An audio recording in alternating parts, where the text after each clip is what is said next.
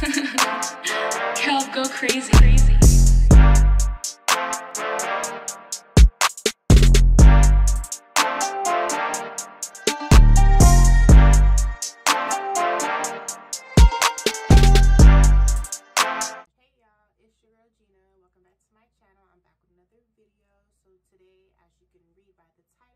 Going to be doing a shelter Q&A. Now I know I don't currently work there, but I had been getting a lot of questions in regards to just shelter questions, so I figured this video is long overdue and I should have been did a shelter Q&A and answered everyone's questions. Sorry about that, but better late than never, right? If you guys would like to know the answers to these questions that I'm going to be answering, then go ahead and stay tuned. Make sure you hit that like button, leave a comment, because I do comment back, and make sure you hit that subscribe button, because it's lit over here. If you didn't know, now you know. And yeah, stay tuned. So I kind of just wrote the questions down as I was scrolling through a lot of my YouTube comments on older videos, also like Instagram. I checked my Instagram too. I know I had a lot of questions on there. Sorry, y'all. Yeah. So anyways, I'm going to start with a few questions. I wrote them down and I will answer them. And yeah, hopefully you guys enjoy. Question number 1. Where do the animals come from?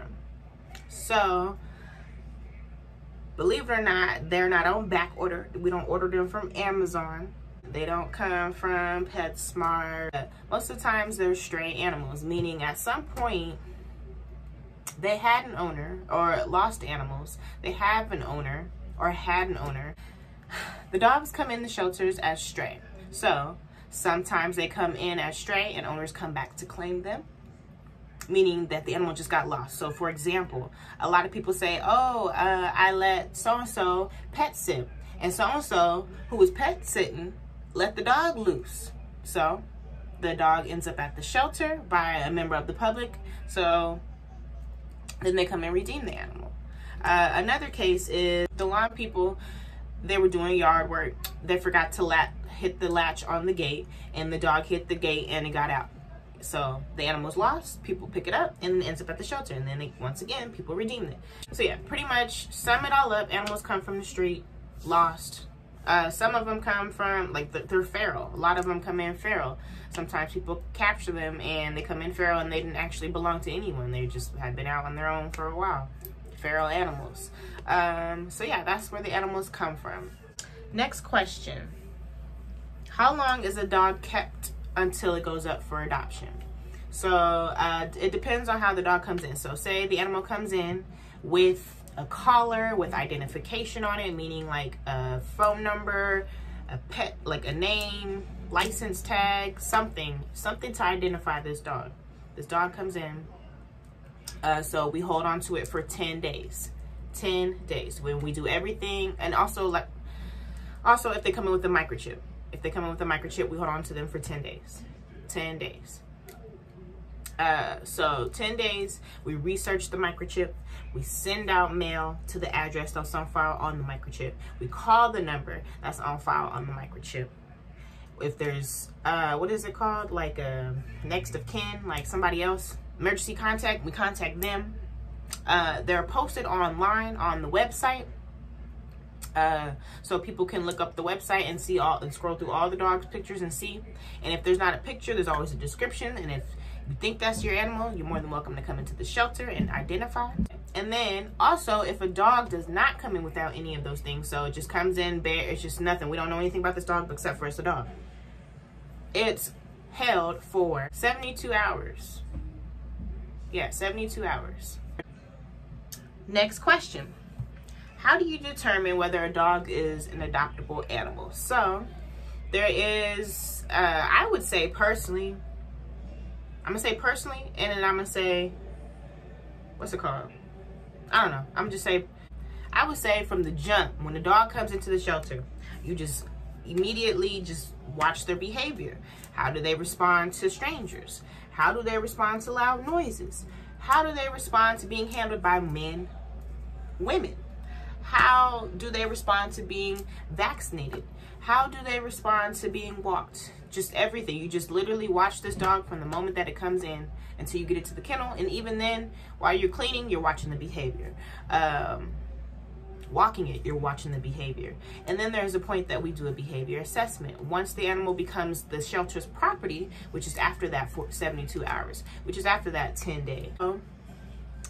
There's a behavior assessment where we just handle the animal, see how they respond to, there's a portion that's called look. You look into the eyes and see if the dog softens its eyes, if it's a threat.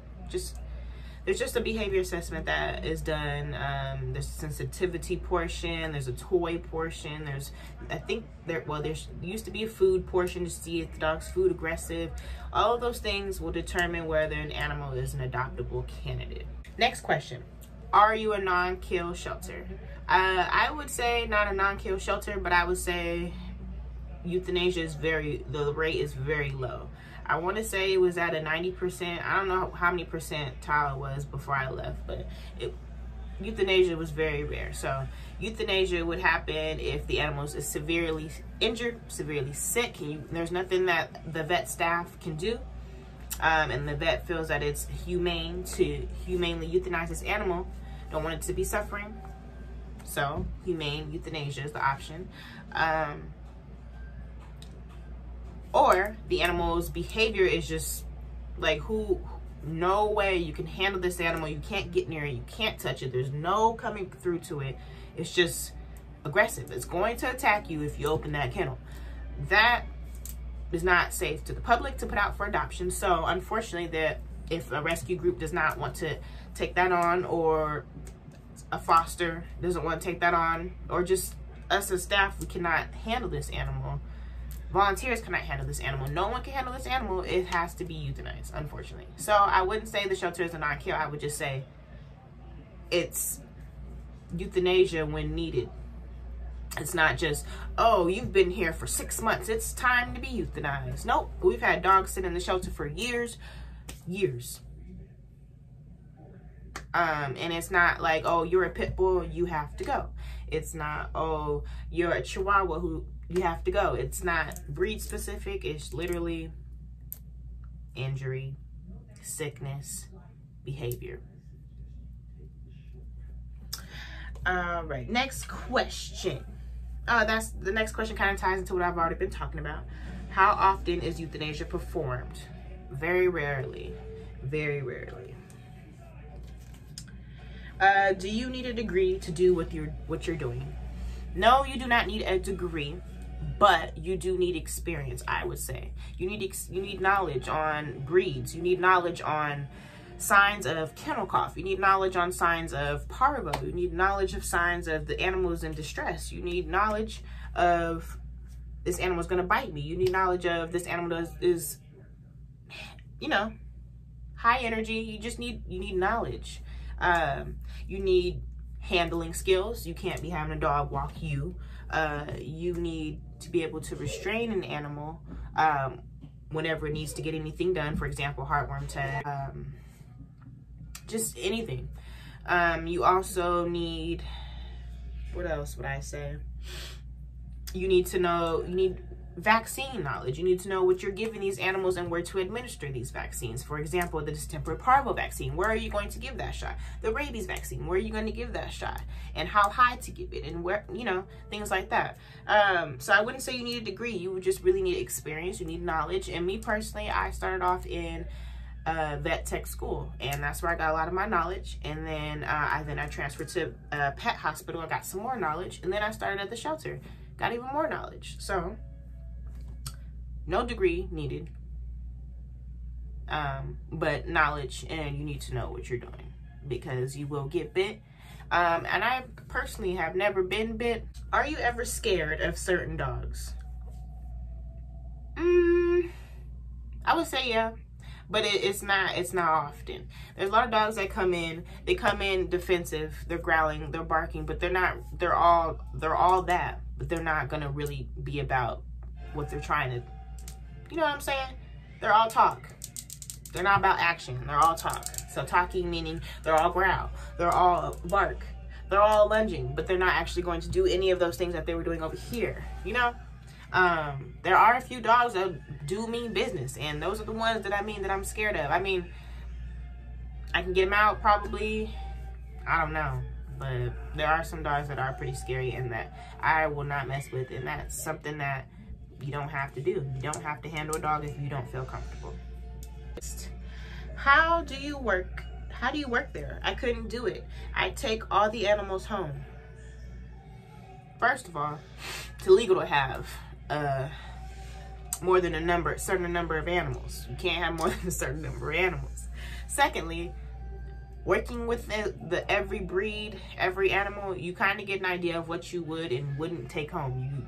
For example, I don't want to offend anybody, but I would never adopt a husky.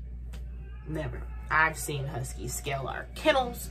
They scale the yards. They're very vocal, very dramatic. They're great dogs, great family dogs. That's what you like, that's what you like. But I'm just saying, me personally, I would never adopt a husky. They're the escape artists. They jump through windows. They have separation anxiety. They're just a lot. They're a lot to handle, and that's just something I wouldn't want to take on. Next, I used to want a German Shepherd really bad before I started working at the shelter, but I seen how they could be. Very smart animals, very intelligent, very loyal, but I wouldn't adopt a Shepherd. Me personally, I'm the Chihuahua type. You already know, the Chihuahua. A lot of people will be like, oh, they're ankle biters. Oh, all they do is bark. But they're honestly misunderstood. Chihuahuas are misunderstood. That's what I'm going to say. People have to know how to approach them. People just think, oh, they can just go in like that, like any other breed, any other dog. No, Chihuahuas they're small. They think they're tough, but they're not really that tough. I don't know. I just love me a good Chihuahua. So yeah, hopefully that touched into base why I wouldn't take every animal home. And then you also see every dog's behavior. Every dog's behavior is not something that you will personally want around your child, your family member, your other animals in the home. It's just a lot ties into why you wouldn't want to take every animal in the shelter home. Yes, you will want to help them out and love everyone, but it's just impossible. It's impossible to love more than really 2 to 3, 4 dogs, I would say. Give them attention, time, love, all the things that they need to thrive and be a good dog. Yeah. What's the hardest part about working at a shelter? I would say the confiscates. When the confiscates come in, because usually the confiscates is usually the really sad cases. And what I mean by confiscate is meaning the animal control officers go out, confiscate an animal from a situation, whether that be someone moved out, they left the animal behind, got an eviction, left the animal behind. 2, owner got into a car accident. Owner had to go to the hospital. Dog can't go to the hospital. Dog has to come to the shelter. Confiscate. Confiscate meaning another one, abuse. Dog's being beat. People are reporting. Dog looks like shit when we go pick it up. Confiscate. Confiscate, and we go to a house. Owners died. Dog has to be confiscated, brought to the shelter. So that's what I mean by that's the hardest part, is seeing those cases, because the ones when the owner dies, if the next of kin doesn't want the dog, it's just like the dog has been with the owner like 8+ years, and then it's just like at the shelter, like, what am I doing here? This isn't my, like, it's very hard. And then sometimes it's hard to place them because they're just so set in their ways and so used to living a certain way. But sometimes it's easy to place them. But anyways, I'm just saying that's what's hard about it. The abuse ones, obviously the ones that come in emaciated, 50 pounds under what they're supposed to be. The ones that come in that are shot, the ones that are come in that have been strangled, the ones that have come in that have been beat, the ones that have come in that have been on a chain their whole life, the ones that come in who just meant to be a guard dog. It's just a lot. And then the ones that when the owner goes to the hospital, you don't always know if the owner's gonna get out of the hospital or the owner's gonna get out of jail. So then it's just like the dog is here and we can't keep the dog here for a long amount of time. So say the owner gets 6 months, can't really keep the dog here for 6 months. It has to go up for adoption to a new family. It's just very unfortunate, and that's what I would say is the hardest to confiscate.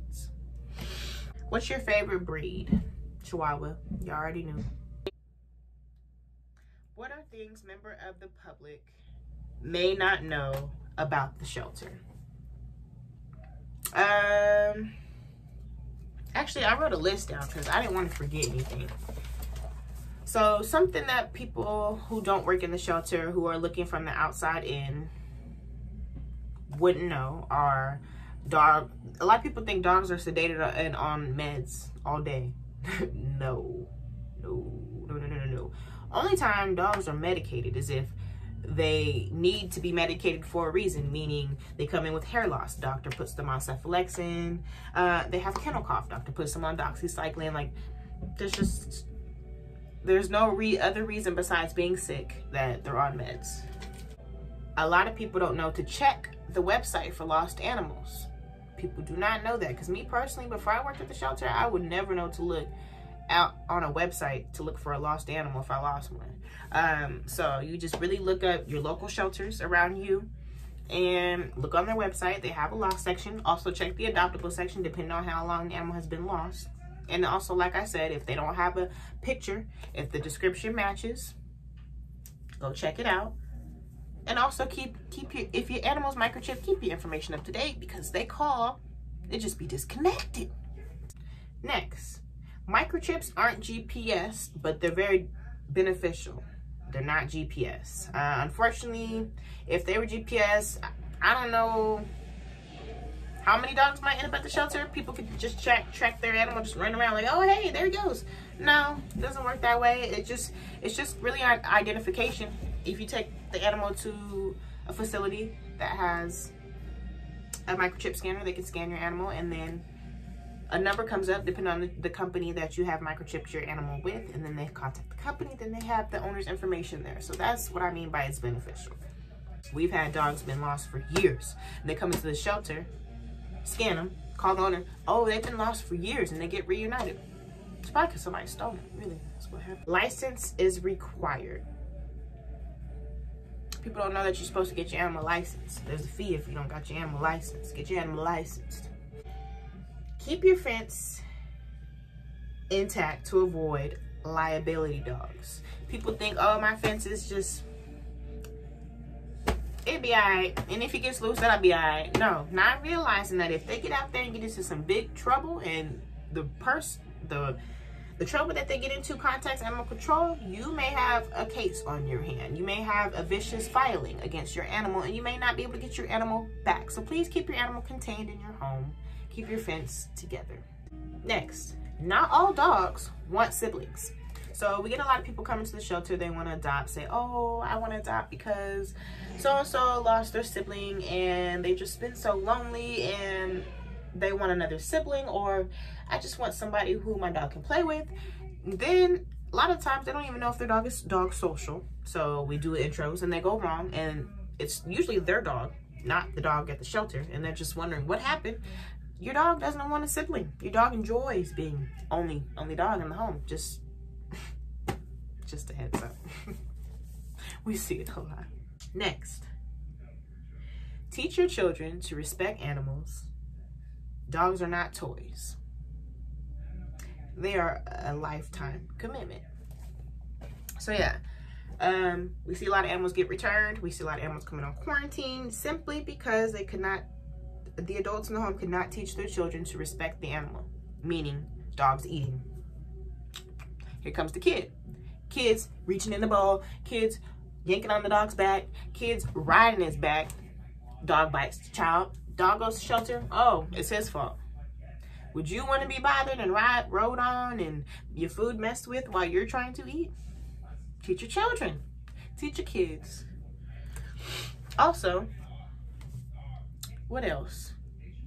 Teach your children when a dog is sleeping not to just sneak up on it, jump up on it. Sometimes they get startled and sometimes they bite. That's what I mean by teach your kids to respect animals. They're not ponies, so they don't need to be riding on their backs. They're family members, lifetime commitments, not just dogs you put in the backyard. Lifetime commitment, family members. A dog doesn't want to be in the backyard 24/7. Dogs, next thing that people think about the shelter. Dogs aren't caged up all day. Just to let you know, they're not. They are not. So I don't know about other shelters, but I know about the shelter that I'm speaking on. They have multiple volunteers who come all hours of the day, and they walk the dogs at least 3 to 4 times a day. They make sure they get out 3 times a day.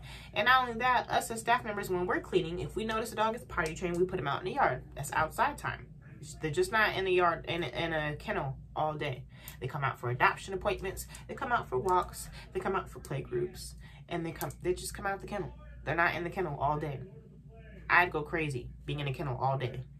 So there's only so much you can do in a shelter environment to get them out, but nevertheless, they get out.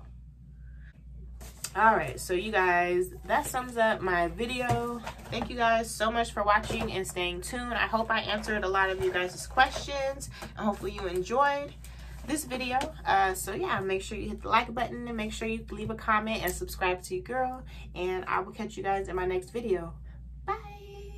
Fell in love with the money, they wanna get money, get money, get money. Stacking and flipping and recounting, stacking and flipping and recounting. I fell in love with the money, just wanna get money, get money, get money. Stacking and flipping and recounting.